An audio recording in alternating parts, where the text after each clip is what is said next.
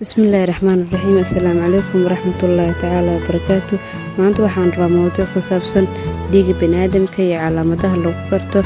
Insha Allah muuqaalkan waxaan ku baran doonaa sida aan dhiig isugu gudbino, maxay tahay xiriirka naga dhexeeya waalidkeena iyo sida aan ugu duwanaa dadka kale. Daawasho wacan. Magacaygu waa Shimhaad Maxamed. Channelkaad naga daawanaysaan waa Shimhaad Xaaji. Fadlan waxaan kaa codsanayaa inaad muuqaalkan like saarto, la wadaagto asxaabtaada iyo subscribe noo saarto si aan u soo badino muuqaalo caynkan ah. Anigana waxay tahay dhiirigelin si aan la wadaago mowduucyo caynkan ah.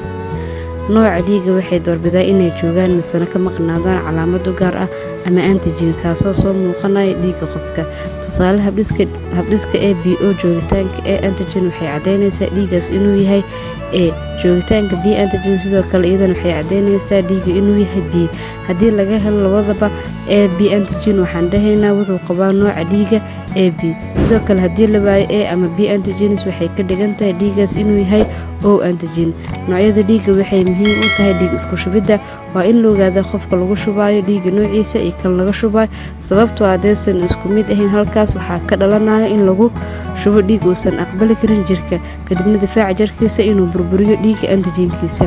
Bukaanka ma aha in la siiyo waxaan antigenkiisa ahayn. Bukaanka hadduu yahay dhiiggiisa nooca A kaliya waxaa dhiig siin kara qof A ah mise O ah. Bukaanka haysta nooca dhiiggiisa yahay AB waxa uu wax ka qaadan karaa qof A ah, B ah, AB ah iyo O ah. Qofka O ah waxa uu wax siin karaa noocyada oo dhan, balse bukaanka la dhiigga noociisa yahay O waxa uu wax ka qaadan karaa qof O ah.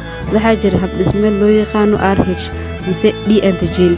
Nooca dhiiggan waxa uu noqdaa RH- ama RH+. Qofka RH- ah kama qaadan karo qof RH+ ah. Noocyada dhiigga waxa ay noqon karaan plus ama minus, taasina waxay siinaysaa 8 antigen. Waxaa jira 35 group oo dhiig iyo hab dhismeed sida ABO, RH, MNS, B. Halkan way ka badan yihiin. Sidoo kale waxaa jira kumanaan antigens taasoo sameynayso noocyo kala duwan ee dhiigga. Waa muhiim in la ogaado nooca dhiigga ka hor intaan la bilaabin dhiig ku shubidda. Marka laga hadlayo waqti xaadirkan dadka waa inay tixgeliyaan labadan habdhis ee kala ah ABO iyo RH factor sababtoo ah waxay muhiim u yihiin dhiigga isku shubidda. Badanaa dhiigga noociisa waxa uu muuqdaa inta lagu jiro caruurnimada. Mid labaad dhiigga ABO waxaa loo kala qaaday sida ay ugu badan yihiin dadka taasoo suurtagelisay inaysan dhicin wax qalad ah.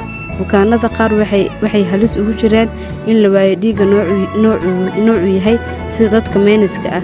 Haddii uu dadka ku nool magaalada Muqdisho 99.99% uu yahay dhiigooda plus iyo 0.0 uu yahay menis, dadkaas waxay halis ugu jiraan in loo waayo dhiigga noocooda. Si loo ogaado bukaanka dhiiggiisa ku habboon waxaa la sameeyaa dhiigga ayaa lagu soo qaadaa iyo kan shubaha kadib waa la isku qasaa.